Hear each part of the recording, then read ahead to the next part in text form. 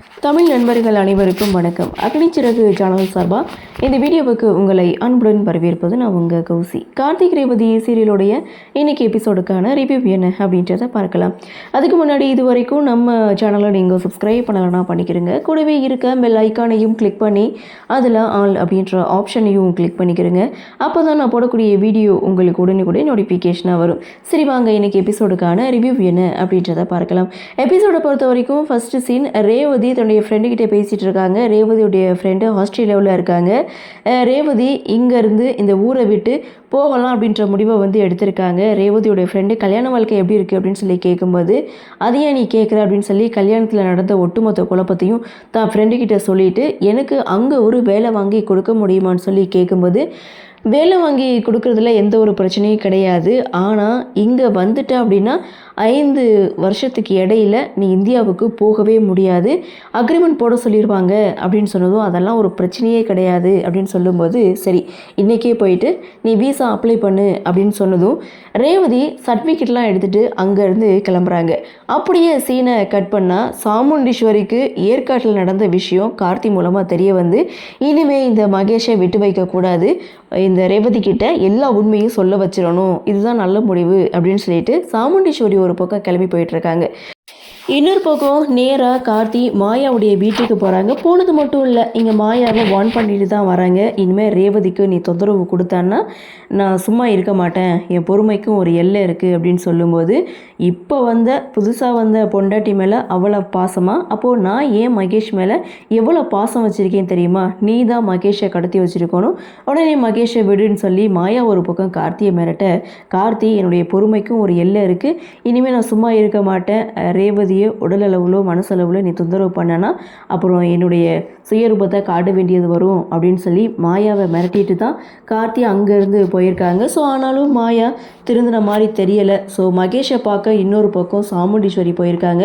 So மகேஷை ஒரு இடத்துல கட்டி வச்சுருக்காங்க. மகேஷை சாமுண்டீஸ்வரி மீட் பண்ணுறாங்க. மகேஷ் பார்த்திங்கன்னா சாமுண்டீஸ்வரி கிட்டே கேட்குறது தயவுசெய்து என்னை விட்டுருங்க, உங்கள் பொண்ணுக்கு தான் கல்யாணம் ஆகிடுச்சில்ல, அப்புறம் எதுக்காக இன்னும் என்னை கட்டி வச்சுருக்கீங்கன்னு சொல்லி கேட்கும்போது கல்யாணம் நடந்துருச்சு, ஆனால் இன்னும் உன்னை உத்தமன்னு நினச்சிட்டு இருக்கான், இன்னும் ஒரு வாரத்தில் ரேவதிக்கு தாலி பிரித்து கோக்குற ஃபங்க்ஷன் வச்சுருக்கோம், அந்த ஃபங்க்ஷனில் நீ உனக்கும் உன் அன்னிக்கும் இடையில இருக்கக்கூடிய தொடர்பு பற்றி உண்மையை இங்கே ரேவதிக்கிட்ட நீ சொல்லணும், சொல்லு, அதுக்கப்புறம் நான் உன்னை விட்டுடுறேன் அப்படின்னு சொல்ல மகேஷ் எல்லா உண்மையும் நான் சொல்லிடுறேன் அப்படின்னு சொல்லி இங்கே ஒத்துக்கிறாங்க. இருந்தாலும் ஒரு வாரத்துக்கு நீ இங்கே தான் இருக்கணும்னு சொல்லிட்டு மகேஷை அங்கேயே விட்டுட்டு சாமுண்டீஸ்வரி அப்படியே கிளம்புறாங்க. இன்னொரு பக்கம் அப்படின்னு பார்த்தீங்கன்னா விருமன் பஞ்சாயத்தை கூட்டுறாங்க. பாட்டி பஞ்சாயத்துக்கு வராங்க. பஞ்சாயத்தை கூட்டினதுக்கான காரணமே பார்த்தீங்கன்னா உங்கள் மையம் எப்போ இந்த ஊருக்கு வருவாங்க, பூஜையை நடத்துவாங்க, இந்த கும்பாபிஷேகம் எப்போ நடக்கும் அப்படின்ற கேள்வியை பாட்டிக்கிட்ட கேட்கும்போது என்னுடைய பேரை வாக்கு கொடுத்தா கண்டிப்பாக அதை நிறைவேற்றி கொடுப்பான் அப்படின்னு சொல்லும்போது பாட்டியை யாரும் நம்பவே இல்லை. அதுக்கு என்ன உத்தரவாதம் அப்படின்னு சொல்லி கேட்கும்போது ஸோ கண்டிப்பாக என் பேரை செய்து முடிப்பான்னு பாட்டி சொன்னாலும் அதை யாரை நம்பவே இல்லை. ஸோ அந்த இடத்துல உடனே பார்த்திங்கன்னா கார்த்திக்கு கால் பண்ணுறாங்க. கார்த்தி மயில் வாகனம் 2 பேரும் அடுத்த செகண்ட் இங்கே பஞ்சாயத்துக்கு வராங்க. மயில் வாகனம் ஊர்க்காரங்க அங்கே இருக்கிறதுனால காரை விட்டு கீழே இறங்க மாட்டார். பட் கார்த்தி பஞ்சாயத்துக்கு வராரு. ஸோ என் மாமனை நான் கூட்டிகிட்டு வரேன், கண்டிப்பாக நான் கூட்டிகிட்டு வருவேன்னு கார்த்தி சொன்னாலும் அது எப்போ நடக்கும், எப்படி நடக்கும்னு இங்கே விருமன் கேள்வி மேலே கேள்வியாக கேட்குறாங்க. ஸோ நீ சரியான ஒரு டயத்தை கொடு அப்படின்னு சொல்லும்போது இன்னும் ஒரு வாரத்தில் வர்ற வெள்ளிக்கிழமை என் மாமனை கூட்டிகிட்டு இந்த ஊருக்கு வரேன், கும்பாபிஷேகத்தையும் நடத்துகிறேன்னு சொல்லும்போது அப்பவும் விருமன் நம்பலை. நீங்கள் நம்பணும்னா நான் என்ன பண்ணணும் அப்படின்னு சொல்லி கார்த்தி கேட்கும்போது உடனே விருமன் கற்பூரத்தை ஏற்றிட்டு கார்த்தி முன்னாடி சத்தியம் செய்ய சொல்கிறாங்க. கார்த்தியும் பார்த்திங்கன்னா இந்த வெள்ளிக்கிழமை என் மாமனை கூட்டிகிட்டு இந்த ஊருக்கு வருவேன், இந்த கோவில் கும்பாபிஷேகத்தையும் நடத்தி முடிப்பேன், இது சத்தியம் அப்படின்னு சொல்லி சத்தியம் பண்ணுறாங்க. பஞ்சாயத்தும் கலையுது. எல்லாரும் அங்கேருந்து போகிறாங்க. பாட்டி கார்த்திக்கிட்டே எப்படிப்பா அது முடியும் அப்படின்னு சொல்ல கண்டிப்பாக கூட்டிகிட்டு வந்து தான் ஆகணும், வேறு வழி இல்லைன்னு சொல்லி பேசிகிட்டு இருக்கும்போது கார்த்தி மயில் வாங்கணும் இவங்க 2 பேரும் பாட்டிகிட்ட சொல்லிவிட்டு அங்கேருந்து கிளம்புறாங்க. ஸோ அதே சமயம் ரேவதி பார்த்திங்கன்னா வீசா அப்ளை பண்ணுறதுக்காக ஆஃபீஸ்க்கு போயிருக்காங்க. போன இடத்துல சர்டிஃபிகேட்லாம் வெரிஃபிகேஷன் பண்ணுறாங்க. ஆனால் அவங்களுடைய மேரேஜ் சர்டிஃபிகேட் கேட்குறாங்க. ஸோ மேரேஜ் சர்டிஃபிகேட் இருந்தால் தான் வீசா அப்ளை பண்ண முடியும் அப்படின்னு சொன்னதுனால ரேவதி தன்னுடைய ஃப்ரெண்டுக்கு கால் பண்ணி விஷயத்த சொல்ல இதை நான் நான் சொல்ல மறந்துட்டேன், கண்டிப்பாக மேரேஜ் சர்டிஃபிகேட் வேணும் அப்படின்னு சொல்லும்போது நான் ஊருக்கு கிளம்புறதே இங்கே யாருக்கும் தெரியக்கூடாதுன்னு நினச்சேன்.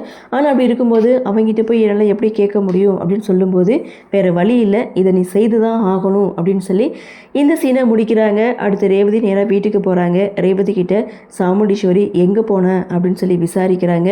இந்த வீட்டில் இருந்தால் தான் நரகம் மாதிரி இருக்குது, சரி வெளியில் போயிட்டு வர்றான்னு பார்த்தா அதுக்கும் கேள்வி மேலே கேள்வியை ஏன் கேட்குறீங்க அப்படின்னு சொல்லிட்டு எடுத்தெறிஞ்சு பேசிட்டு ரேவதியும் அங்கேருந்து போக, ஸோ இங்கே சாமுண்டீஸ்வரியை எப்படி சம்மதிக்க வைக்கிறது, ராஜராஜனை எப்படி ஊருக்கு கூட்டிகிட்டு போகிறது அப்படின்றத பற்றி கார்த்தியும் மயில்வாகனமும் பேசிகிட்டு இருக்காங்க. நல்ல ஒரு ஐடியா கிடச்சிருக்கு அப்படின்னு சொல்லி மயில்வாகன கார்த்திகிட்ட சொல்ல, இது சரிப்பட்டு வருமா அப்படின்ற ஒரு எதிர்பார்ப்போட இந்த எபிசோடை வந்து முடிச்சிருக்காங்க. சரி, என்ன நடக்குது, என்ன மாதிரியான சுவாரஸ்யத்தோடு கதைக்குள்ள நகர்வை கொண்டு வராங்க அப்படின்றத நாமளும் பொறுத்திருந்து பார்க்கலாம். இன்றைய பகுதி பற்றினா உங்களுடைய கருத்தை வழக்கம் போல கமெண்ட் செக்ஷனில் பதிவு பண்ணுங்கள். இந்த வீடியோ உங்களுக்கு பிடிச்சிருந்தால் லைக் பண்ணுங்கள், ஷேர் பண்ணுங்கள். மறக்காமல் நம்ம சேனலை சப்ஸ்கிரைப் பண்ணிக்கிறீங்கன்னு சொல்லி இந்த வீடியோவிலிருந்து விடைபெறுகிறேன். நன்றி, வணக்கம்.